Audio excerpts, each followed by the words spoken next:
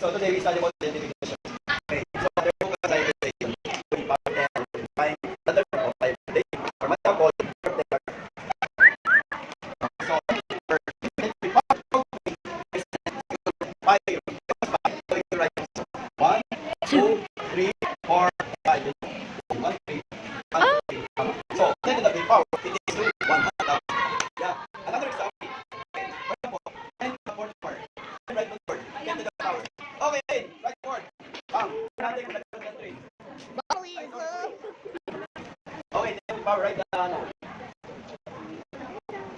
Okay, so 10 to the fourth power, we need to say, if the exponent is 4, then 4, 0, count how many zeros, 1, 2, 3, 4, and then 1, 2, 3, comma, then 10 to the fourth power equals to 10,000 pieces. Eh. Okay.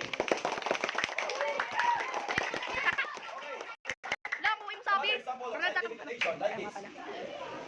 7 times 10 to the 3 power. Okay, this is another example of scientific notation. 7 times 10 to the 3 power.